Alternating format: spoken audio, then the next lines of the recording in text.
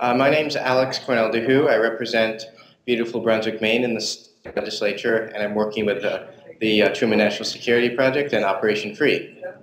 Operation Free is a coalition of veterans and national security organizations who've come together because we believe strongly that climate change is a serious threat to our national security. We send over $1 billion a day to foreign states who honestly are not that friendly to the United States.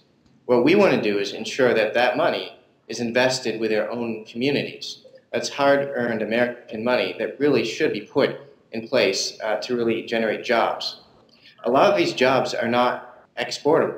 In Maine, we have the equivalent of 40 nuclear power plants worth of wind energy off the coast. And each windmill requires 8,000 manufacturing components. So there's tremendous potential there to have Bath Iron Works and other companies build these wind turbines. You look at weatherization. We work with an organization called Veterans Green Jobs. A third of the veterans, for instance, who deployed in Maine did not have jobs when they deployed. So this is vitally important, and we're training them to work and weatherize houses. That's a job that cannot be exportable because you're working within the community and the houses in that area. So there are a number of great opportunities here, whether it's wind, with solar, hydro, whether it's tidal. Obviously, the bill itself does include provisions for nuclear power as well as coal sequestration and development around those areas. But the ultimate goal is we need to ensure that we take control of our energy future for the security of the United States. If you look at, for instance, Bangladesh, you have a predominantly Muslim population going to migrate into a non-Muslim area because of the lack of water resources. They're looking at these population shifts as, unfortunately, breeding grounds for insurgents and terrorists.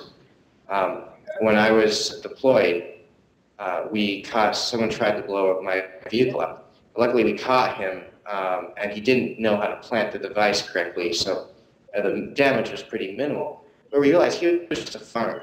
He had been given some money just to do that, and he was able and willing to do that because he had no other option to support his family. These are cases that can happen in other parts of the world when you don't have food due to floods, droughts, famines. It makes the world a more dangerous place.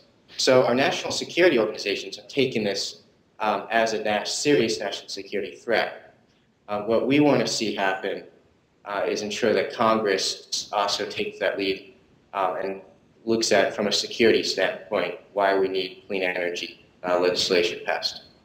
How has Operation Free used technology to sort of raise awareness about these issues?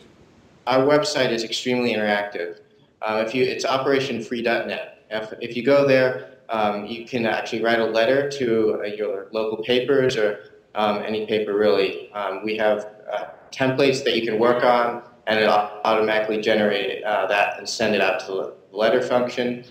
You can also go online, sign up, and check out exactly what chapters we're at.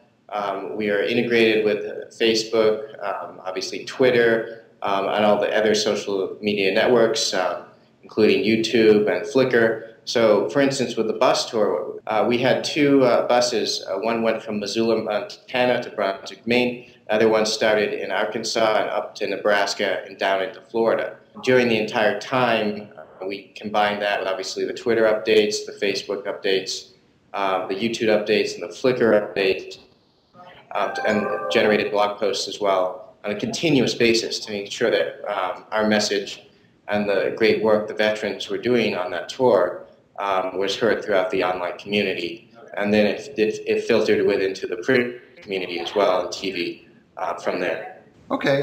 Is the entire organization comprised of veterans? Our membership is composed primarily of Iraq and Afghanistan veterans. And we're working with them across the nation to really ensure that we take control of our energy future for the safety of America. Link Live is a part of a larger effort to provide digital literacy training and skills to populations underrepresented in the technology space. Based on your experience, why is it important for veterans to have access to technology and digital literacy learning opportunities? Well, it's extremely important, particularly when you're deployed, to have access to the kind of the outside world. When I deployed, we went for some months without any real contact. Luckily now, towards the end of the deployment, we did have access to some internet. But if you're on a larger base and you're there in an entire deployment, it's extremely valuable to have a connection to places like educational institutions where you can get an online degree, particularly on these larger bases. So I think it's not only for the veterans themselves, but also for the unit cohesion and morale. I think it's extremely important. What can civilians do through your organization? We're encouraging everyone to contact their senators and ensure that they're aware why it's so important that they support the Clean Energy Jobs and American Power Act. Because that act itself, not only does it reduce our carbon pollution, it has incentives to create jobs in the United States, over about 2 million clean energy jobs. But most importantly, it allows the United States to become a leader in this issue and taking control of our energy future for the security of the United States.